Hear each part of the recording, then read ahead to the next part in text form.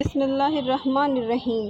السلام علیکم ناظرین۔ فرعون کو شیطان کی نصیحت۔ ایک مرتبہ فرعون کے سامنے شیطان ظاہر ہوا اور اس نے فرعون سے پوچھا کہ تجھے کس نے خدا بنایا ہے اور تیرے اندر ایسا کون سا کمال ہے کہ تو اپنے آپ کو خدا سمجھ بیٹھا۔ تو فرعون نے کہا کہ میرے پاس بہت بڑی طاقت ہے، میرے پاس بہت سا سونا، چاندی، ہیرے جواہرات ہیں اور میں بہت بڑے ملک کا مالک ہوں۔ شیطان نے پوچھا اور کیا ہے تیرے پاس؟ فرعون نے کہا کہ میرے پاس اندرونی ایسی طاقت ہے جو تیرے پاس نہیں ہے۔ شیطان نے کہا دکھاؤ۔ فرعون نے فوراً حکم دیا کہ اسی وقت 1000 جادوگر بلائے جائیں اور وہ سب مل کر اس شیطان کو اپنی پھونکوں اور اثر سے اڑا دیں، اور انہوں نے اپنا جادو دکھایا۔ شیطان کو بھی اللہ تعالیٰ نے بڑا علم دیا ہے۔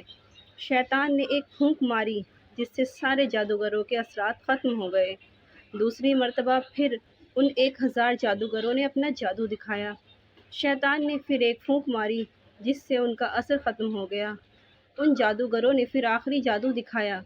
شیطان نے پھر ایک پھونک ماری اور ہنس کر کہنے لگا کہ تم اگر ایسے 1000 جادوگر بھی دکھاؤ گے تو میرا کچھ بگڑنے والا نہیں ہے، سب ہوا میں تحلیل ہو جائیں گے۔ اے فرعون، یاد رکھ، مجھے اللہ تعالیٰ نے ایسی چیزیں عطا فرمائی ہیں، لیکن پھر بھی اللہ تعالیٰ نے مجھے اپنا محبوب نہیں بنایا اور مجھے اپنا فرما بردار بندہ ماننے سے انکار کر دیا، اور تو خدا کا نافرمان ہے تو رب کیسے ہو سکتا ہے؟ علماء کرام اس واقعے کے بعد لکھتے ہیں کہ انسان اگر خدا کی نافرمانی شہوت کی وجہ سے کر لے تو اس کا گناہ اللہ تعالیٰ معاف فرما دیتے ہیں۔